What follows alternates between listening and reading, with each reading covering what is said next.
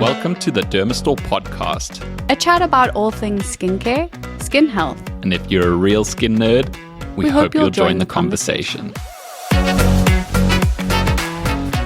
Welcome to episode 33 of the Dermastore Podcast. Hey Lara, how you doing? How's it, Greg? Fine, and you? Good, thank you. Good. We've got a very exciting episode today. We've got two very special guests. But before we jump into that, what did you use this morning? Greg, this morning I used Simply Clean from SkinCeuticals. It's just such a favorite face wash. And then I went in with Melume, the Hydra Essence Toner.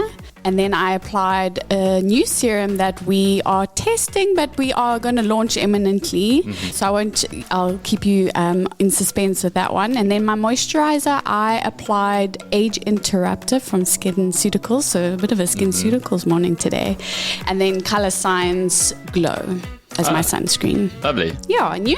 I've kept it very simple the last few months. I've actually been suffering with a bit of contact dermatitis from a cleanser that I reacted to, believe it or not. And it's been a bit of a downhill. Dr. Webster also decided to take liquid nitrogen to my cheek yesterday as well. He's so kind. So I'm in the wars a little bit at the moment. And so I used Jago's Glycerin Hydra Cleanser, which is a great neutral. And then I'm using Melume Shot, the new updated version, the vitamin C. It's a very rich serum, but I love it because it's kind of actually doing away with my morning moisturizer. Okay. I wouldn't think it's indicated for my skin because I would say it's probably more for dry, mature skin, but it's actually working very well. And then Martyderm Active D over that. So okay, very simple. Very simple. Okay, on to today's episode. We have two very special guests, Dr. Lara Knight and Tarryn Jacobs, specialist dermatologists who have launched a new brand called Beam. It is a skincare brand targeting, concerns for teens. I think it's a very interesting category, a very interesting take on this segment. So welcome, Dr. Lauren and Dr. Tarryn. Thank you for having us. It is so exciting to be here. Yeah, I think also a bit of a full circle moment for us because like we told you guys, I've been a huge fan for over 10 years. Thank you. Before I started specializing in derm.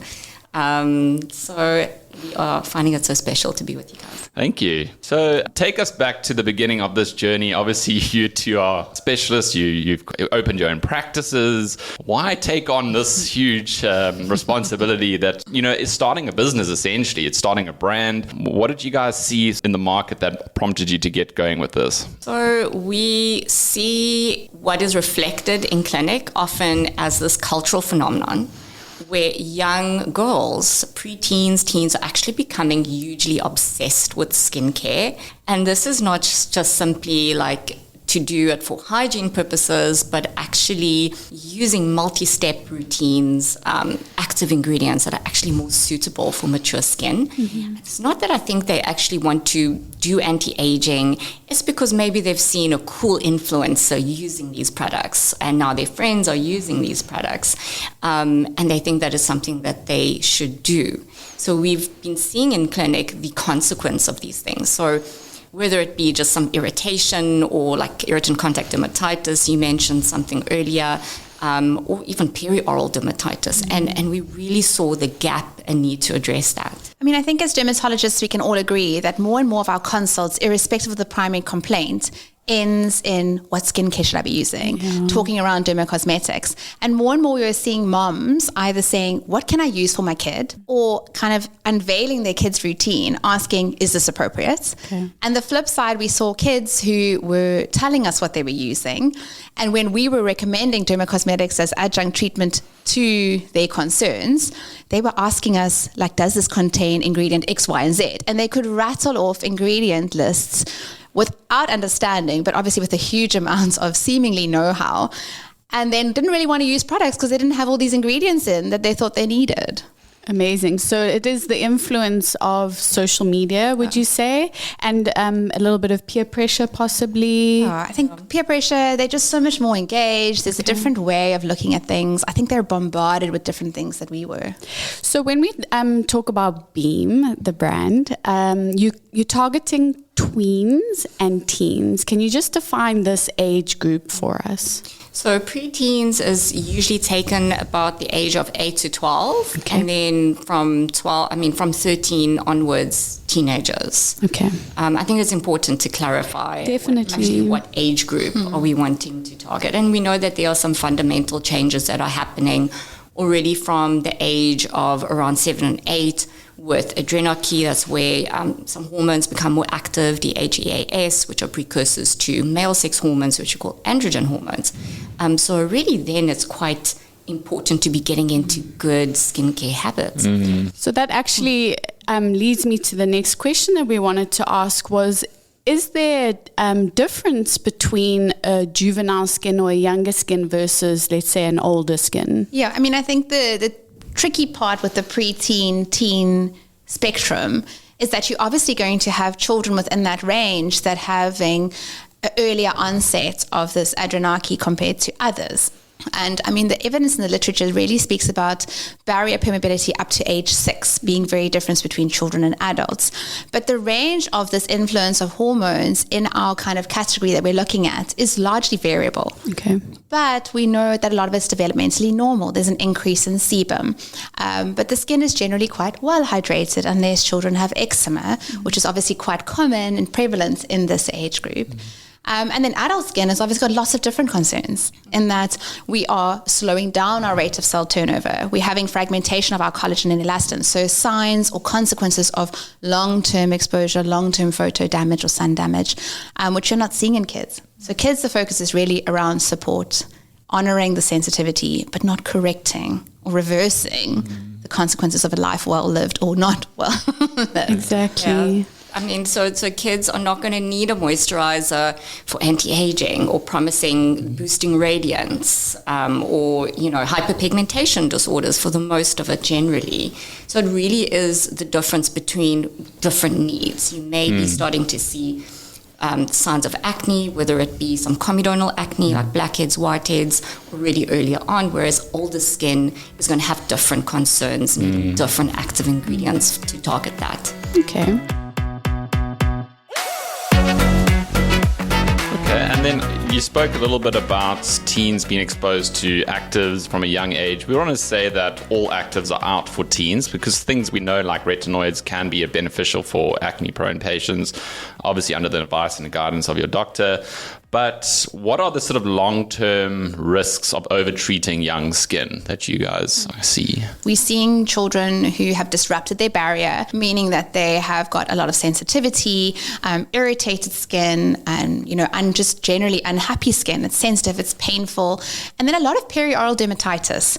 So one of the things we really wanted when we brought this product to market was to make sure that it was safe for sensitive skin. So we had it tested, it is dermatologically tested, so we can also feel comfortable in recommending it in patients. But I mean, like you've experienced yourself, Greg, you can't just put everything on your face.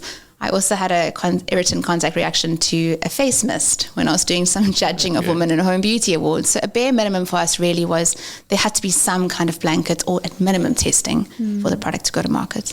And I think even in adult skincare, we sometimes overlook the basics and we forget about just a barrier repairing moisturizer, and that's because of our environment. That it's not about intrinsic skin conditions, it's about our environment, and it's largely due to barrier impair, really, I think. And that is where you help with it. You need a suitable cleanser and an adequate moisturizer. And that's exactly where Beam's sort of sitting. Respects the skin barrier. I love that. And I think we throw around the term skin barrier so much as well, right? But it's just important to understand what it is. So we often liken it to a brick wall where the bricks are the skin cells, the corneocytes, and in between you have this lipid matrix, like the glue that holds everything together. And so a good moisturizer to support the skin barrier would include things like ceramides, again, a trendy ingredient, but so much nice science behind it, and niacinamide. So when we formulated Beam, we were very cautious of, we didn't want to put ingredients. So our cosmetic chemist called it fluff ingredients, right? We didn't just want to throw in things that were trending, that had a lot of marketing hype. We kind of looked at everything through a clinical lens as well. And if it wasn't serving a purpose, Why put it in? Oils and that kind of thing. We were not going to put it in. Yeah. No, that means it's very focused, which is good. And talking about the marketing, I think it is an interesting space because you obviously run a fine line between over-emphasizing appearance on young people, which is something we don't really want to do. I think that's largely what the industry's done. We talk about TikTok and the algorithms creating this kind of false sense of persona that you have to live up to. How are you guys going to balance that out with Beam, not falling into those traps?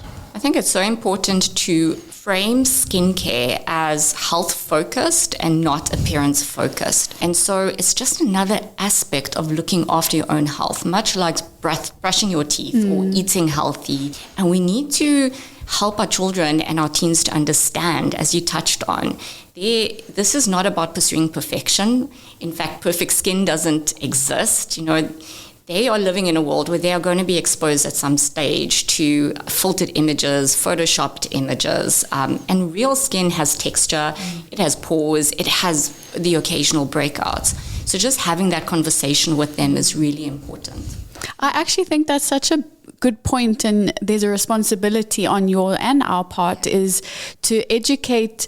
I don't think anyone actually told me about what a pore was, as an example. And then I subsequently had severe grade 3, grade 4 acne as a kid. So, but yeah, just letting them know that having a pore is human skin. That's right. You should have that. Well, I think the problem is if the first time you see about a pore is someone selling you an ingredient to shrink your pores or remove your pores, it's already framed it as something that needs to be corrected, something that needs to be removed. I think within our social media profiles as specialists, we've had a strong pull on education. And I think if we can be responsible and continue that responsibility, teaching children about their skin as an organ that lives and breathes and functions, something that needs to be optimized, not corrected, then I think we've done our job. Yeah. And I think if we can teach people or children about normal skin, what they can expect in development, and not that it's wrong to have acne, not that you have to correct acne, and teach them to learn and optimize and what to look for, we've done our job.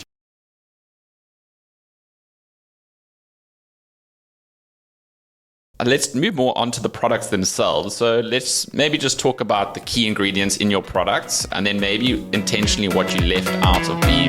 I think that'll be an interesting insight. And your names are also just awesome.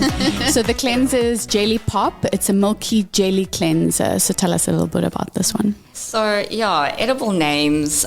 And I think just to step back, because we spoke about the why. So I've got a tween myself. So I know from my patients, the young patients, some of them are just not interested in this stuff. So we kind of wanted to appeal to kids with the packaging, with the names, with the texture. So if you have a look at Jelly Pop, I think it's a lovely texture. It's a bit different. It really does speak to the name. Important for us was to use gentle surfactant, so a gentle system that's going to clean your skin. It's not going to strip your skin barrier. So we've also got some ingredients in here like allantoin, which is soothing. There's an interesting ingredient called inulin, which is a plant extract from chicory root. So it actually has some prebiotic functions there. And it's just something that has slip and comfort and nice to use. Yeah. So, and glycerin, which you mentioned earlier, is always nice in a gentle cleanser. And then jojoba esters, which is obviously a little bit of a buzzword, but also got lovely, lovely science in it. So, we speak about it being for tweens and teens, but as an adult, there's no reason you're not going to love it as an option for a gentle cleanser. as much as us. Biased. Yeah. Okay, perfect. That sounds amazing. And then moving on to the moisturizer, Gleam Cream, a water whip moisturizer. So, when we thought about a moisturizer, kids don't want to use something, or you don't want something that's very tactile, very sticky, very thick. Even as adults, we don't want that in skincare. So this is just really a lovely hydrating formulation that absorbs easily, doesn't make you feel tacky, layers beautifully under sunscreen. And key ingredients here really is the ceramides, like Tarryn mentioned earlier, which are really going to help with that brick and mortar system of your barrier. Niacinamide, Those would be the two kind of And heroes. the reason for adding niacinamide, just to let everyone know? Yeah, so I mean, niacinamide is a tricky one because at higher concentrations, we're entering into that correction system or correction state where you'd be looking at pigmentation, anti-acne. But at lower concentrations, it's actually anti-inflammatory. So the percentage that we've got it in is more anti-inflammatory, Soothing, calming. Okay, my lovely. favorite, I think, all-round ingredients in general because it boosts ceramide production, anti-inflammatory, balances sebum production, which can be quite relevant for some kids. Very nice. And yeah, so we felt like at that age, you really don't need heavy occlusives. So we relied more on the humectants like glycerin as well. And, Very nice. And the textures, again, coming back to our patients who kind of just feel like it's too much, the younger patients. Maybe they're layering some topical medication in terms of acne treatments that their derms have prescribed. It's something that would actually help to support the barrier as well. And then what were definite no-nos that you were going to definitely exclude from Beam? I mean, definitely fragrance. Okay. So the first thing everyone asks is like, oh, it looks like you can eat it. What does it smell like? And it's like, it smells like Ingredients. probably like glycerin. I think it smells like glycerin. It's just very bland. And we know that fragrance is probably the number one contact irritant and allergen in skincare. And as lovely as it is, it had to not be there. And colorants, I suppose, sometimes. Those sort of things. So that was all a no-no. And like Tarryn said, we literally sat with the cosmetic chemist. This is what we wanted to achieve. These are possible ingredients. Do they complement each other? What is their actual function? Do they need to be there? If they're not needing, they're out. I think our main thing was we wanted it to be suitable for sensitive skin. So we did, leave out that because we see a lot of atopic dermatitis at this age as well. And so it's been clinically tested to be suitable for sensitive skin. Okay. And then, we wanted to leave out harsh surfactants, so something gentle in the cleanser. And it's not to demonize those ingredients like retinol or alpha hydroxy acids or beta hydroxy acids, because these are things that we prescribe to kids who have acne as dermatologists, right? So there is a role for it. And I think that always deserves a dermatology conversation around how to use it, using it cautiously, when to use it. It's just not justifiable if you don't need it, right? Because those ingredients can be come with a bit of issues in terms of tolerability and generally not needed for an entry-level skincare at 9 years old. Everyday use, it's very patient specific. And these ingredients also sound like they would complement if you are taking isotretinoin, perhaps, the gentle cleanser to help and a moisturizer, which I mean, the gentle cleanser, definitely. The hydration, we'd still need to check because we know we're obviously wanting to have more hydration if you're on oral isotretinoin. So I wouldn't kind of blanket say definitely use it, but worth a try. In terms of layering with prescription retinoids, I layer it with a prescription retinoid and it does work nicely in a sandwich, so would be good for children or patients on topical treatment retinoids, but oral still stands to be tested. Okay, thank you for clarifying. There's one product that's missing. I'm sure you've got something in the works, but obviously sunscreen as dermatologists, is that something you guys are looking at? I mean, we can't sit here as dermatologists. Any derm with their salt needs to talk about the sunscreen, the single most important step in your and your child's skincare routine, and we actually published a recent article to suggest that it should be recommended daily from the age of 6 months. So yes, please, our preteens and teens need to be using sunscreen in adequate amounts every single day, ideally SPF 50 plus. With good UVA protection. So definitely, and watch the space, I would say. I mean, it's definitely on our radar. We're wanting to kind of present to the market like this is easy. This is, parents don't have to think. You just pick up Beam off the shelf and that's an appropriate starter for your child. So it is a big gap in what we currently have available. But I think we mustn't forget that there's excellent products on the market. So there are incredible brands like La Roche-Posay, Bioderma that have got optimal filters that are safe for sensitive skin. And also, as much as we're saying, yes, use Beam, we also need to remember that it is not a need to have. Sunscreen is a need to have. You don't need to have a cleanser and a moisturizer, but you need to have a sunscreen. So if you're going to force your child to do one thing, force them to use a sunscreen. Okay. I think it's good advice. And sunscreens are inherently very tricky to develop as well. I mean, we've worked with the most amazing cosmetic chemists to bring Beam to the market, and they even said to us, we're not rushing this one. No. Well, that's good to know. Awesome, guys. Well, congratulations and well done. Yeah, I think it's going to do very well. And obviously, the products are available for purchase on Dermastore as well. So go check them out. And yeah, we're wishing you all the very best on this journey. Thank you so much. Thank you so much for coming, you guys. Thank you guys, and for all your support and excitement. See you soon. Bye. Bye.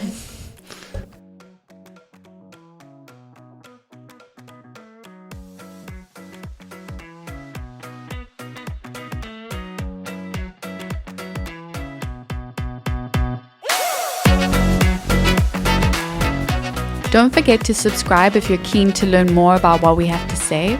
We would also love to hear your thoughts and ideas and any questions for future episodes. You can email us on pod@dermastore.co.za.